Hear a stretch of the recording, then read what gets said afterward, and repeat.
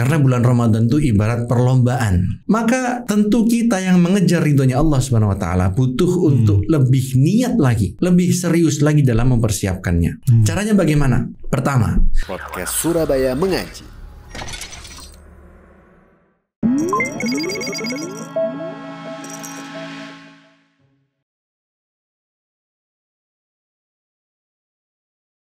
Bismillahirrahmanirrahim. Assalamualaikum warahmatullahi wabarakatuh. Alhamdulillah wassalatu wassalamu ala rasulillah. Pemirsa sekalian, para penikmat video YouTube Surabaya Mengaji, alhamdulillah kita kembali lagi pada serial podcast Surabaya Mengaji.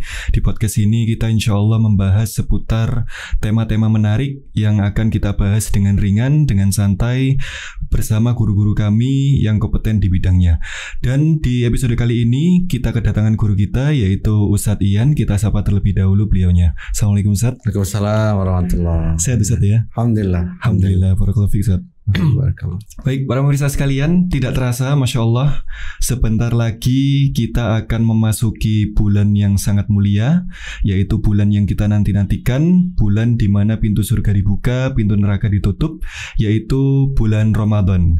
Nah, sebelum memasuki bulan Ramadan, para pemirsa sekalian, tentunya kita harus mempersiapkan apa-apa saja yang perlu dipersiapkan untuk menyambut bulan yang mulia ini, yang insya Allah nanti akan kita bahas bersama Ustadz Ian.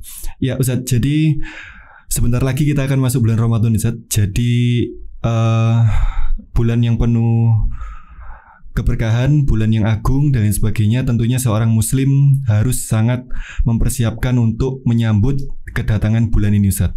Lah, seberapa pentingkah Ustadz seorang muslim ini untuk bisa menyambut kedatangan bulan yang sangat mulia ini Ustadz? Silakan Ustadz. Nah, bismillah, alhamdulillah, wassalatu wassalamu ala rasulillah. Kalau ditanya seberapa penting, itu pertanyaan yang bisa ditanyakan untuk hal selain Ramadan. Masya Allah. Seberapa penting sih kita punya pekerjaan misalnya? Seberapa penting kita berkeluarga? Seberapa penting kita menjadi anggota masyarakat yang baik?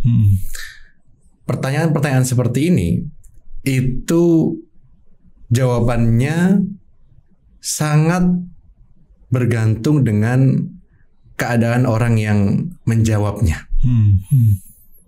Karena kita sebagai seorang muslim, dan seorang muslim itu tujuan hidupnya adalah mewujudkan peribadahan kepada Allah Subhanahu wa taala. Maka yang pertama kali dia lihat dan pertama kali dia ingat bahwasanya di dalam bulan Ramadan itu ada ibadah puasa. Dan Allah Subhanahu wa taala sudah menjelaskan kepada kita dalam sebuah hadis, "Wa ma taqarraba ilayya 'abdi bi syai'in ahabbu ilayya mimma aftaradtu 'alaihi." Tidaklah hambaku itu mendekat kepadaku dengan sesuatu yang lebih aku cintai dari hal yang aku wajibkan atasnya. Masya Allah. Jadi kalau sudah suatu ibadah itu levelnya wajib, kita jangan cuma berhenti pada berarti harus dilakukan, enggak. Kita mengerti bahwa ketika Allah Subhanahu wa taala mewajibkan sesuatu, berarti itu termasuk amalan yang paling dicintai oleh Allah Subhanahu wa taala. Termasuk ibadah puasa Ramadan. Puasa Ramadan. Maka seorang muslim ketika ditanya seberapa pentingnya, mempersiapkan diri untuk bulan Ramadan, maka jawabannya sangat penting karena ini merupakan hal yang sangat Allah Subhanahu wa taala cintai. Masya Allah. Berarti garis bawahnya tadi sangat penting ya Ustadz ya? Betul. Baik, kalau dikatakan sangat penting di sini, kira-kira bentuk persiapannya ini apa saja Ustadz? Ketika kita akan menyambut bulan yang mulia ini Ustadz. Baik. Ketika kita mau masuk bulan Ramadan, ada beberapa hal yang bisa kita lakukan untuk mempersiapkan diri kita. Karena bulan Ramadan itu ibarat perlombaan. Masya Allah. Seorang atlet saja, kalau dia mau berlomba di gelanggang, persiapannya itu bisa bertahun-tahun. Betul, latihan dan lain sebagainya. Latihan untuk memaksimalkan performa ketika berlomba. Maka tentu kita yang mengejar ridhonya Allah Subhanahu wa taala butuh untuk lebih niat lagi, lebih serius lagi dalam mempersiapkannya. Caranya bagaimana? Pertama, kita tahu bahwasanya di antara hal yang paling memberatkan kita untuk berbuat ketaatan itu adalah dosa dan maksiat. Maka ketika kita tahu akan mendekat ke bulan Ramadan, kita memperbanyak taubat, memperbanyak istighfar. Bagaimana tidak, sedangkan Nabi kita Muhammad SAW ketika disebutkan tentang istighfar, beliau dihikayatkan lebih dari 100 kali dalam sehari. Masya Allah. Ini di hari-hari biasa. Maka sudah sepantasnya kita sebagai hamba yang penuh dosa untuk berusaha membersihkan kesalahan-kesalahan kita sebelum bulan Ramadan. Itu yang pertama. Yang kedua, kita berusaha untuk menghentikan perbuatan yang buruk. Karena kalau kita beristighfar tetapi terus-terusan melakukan dosa, dikhawatirkan hati kita nanti akan sakit kemudian mati. Karena istighfar selayaknya diikuti dengan berhenti dari dosa-dosa dan maksiat tersebut. Lalu yang ketiga, ketika kita mendekat ke bulan Ramadan, kita hendaknya mempersiapkan diri dengan pemanasan.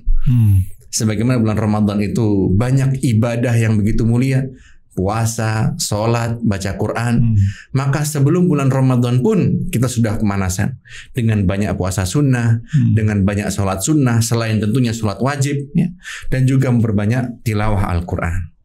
Dan tentu yang paling penting sebelum kita masuk ke bulan Ramadan, kita harus berdoa kepada Allah agar dimudahkan ketika melewati bulan Ramadan. Masya Allah. Jadi banyak sekali persiapan yang harus dipersiapkan ya Ustaz ya, seorang muslim ketika sebelum masuk ke bulan Ramadan. Cuman ini Ustaz, di Indonesia ini kadang ada yang unik Ustaz. Menjelang Ramadan itu biasanya di masyarakat kita itu ada beberapa mungkin melakukan suatu amalan yang sebenarnya amalan itu tidak ada sumbernya. Dalam artian tidak dicontohkan oleh Nabi, bahkan sahabat atau ulama pun tidak ada yang memberikan tuntunan amalan tersebut. Nah, kira-kira nasihat atau ketika ada hal yang seperti ini Ustaz, amalan-amalan yang tidak dituntunkan untuk menyambut Ramadan, ini bagaimana Ustaz? Nah, terkait amalan-amalan yang mungkin biasa dilakukan, ya, kita harusnya sadar bahwasanya sekarang sudah zaman terbukanya informasi. Betul. Walaupun ya kita bisa mengakses ya informasi tersebut dari guru-guru kita, dari tokoh-tokoh yang kita percaya, tentu akan lebih baik lagi kalau kita berusaha cross-check informasi tersebut. Apakah kalau misalkan ada yang menyebutkan amalan-amalan tertentu, adakah sumbernya atau tidak? Apakah sumber yang dimaksud tersebut valid atau tidak? Mungkin, oh ternyata ada ulama yang menyebutkan ini tidak disyariatkan, misalkan.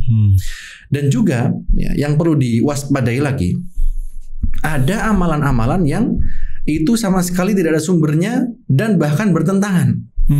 Ya, seperti mungkin syariat ya, Ustaz, ya? Betul, di sebuah daerah ya dengan upacara-upacara tertentu yang ada aurat dibuka di situ, ada ikhtilat dan segala macam. Maka sebagai seorang muslim kita harus memastikan apakah ini sesuai atau tidak dengan ajaran Nabi Shallallahu Alaihi Wasallam.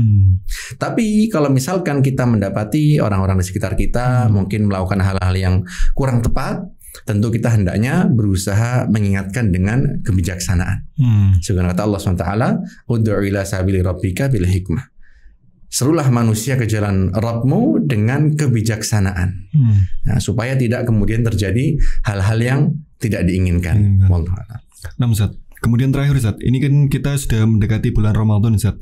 Tentu seorang muslim ingin optimal, maksimal beribadah di bulan yang mulia ini, karena amal ibadah dilipat gandakan dan sebagainya. Mungkin ada tips atau nasihat Ustaz supaya biar kita sebagai seorang muslim ini bisa optimal, maksimal untuk beramal di bulan yang mulia ini Ustaz. Iya. Bagaimana caranya agar bisa maksimal di bulan Ramadan?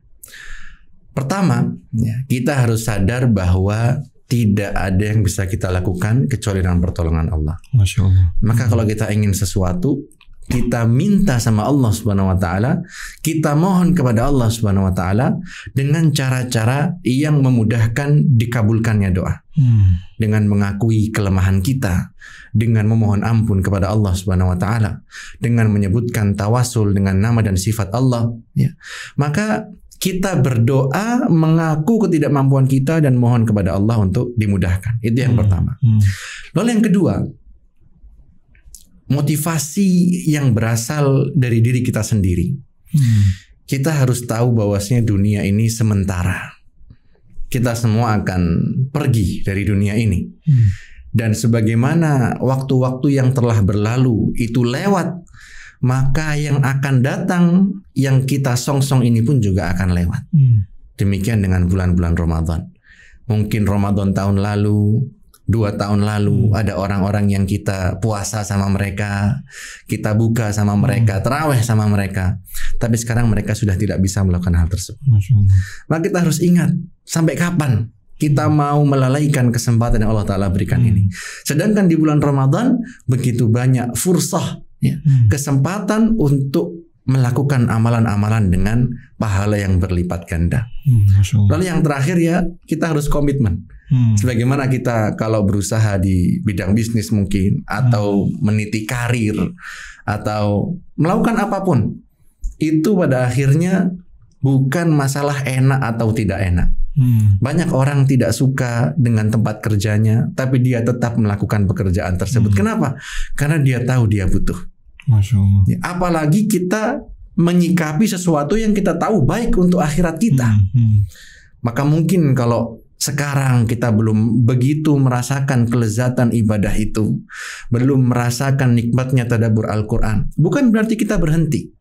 Tapi kita terus melakukan, kita berkomitmen, dan kita mohon kepada Allah agar dimudahkan merasakan manisnya ibadah di bulan-bulan mulia ini. Masya Allah. Nah Ustaz, penjelasan yang luar biasa sekali Ustaz, barakallahu fiik. Semoga bisa mengambil manfaat. Demikian pemirsa sekalian, alhamdulillah episode kali ini yaitu merupakan bekal untuk menyambut bulan mulia, bulan Ramadan. Semoga kita semuanya, para pemirsa sekalian dan juga sekeluarga, bisa dipertemukan dengan bulan yang penuh berkah ini, bulan Ramadan, dan semoga Allah mudahkan untuk bisa maksimal beribadah di dalamnya. Barakallahu fikum. Insyaallah kita bertemu di episode podcast yang berikutnya.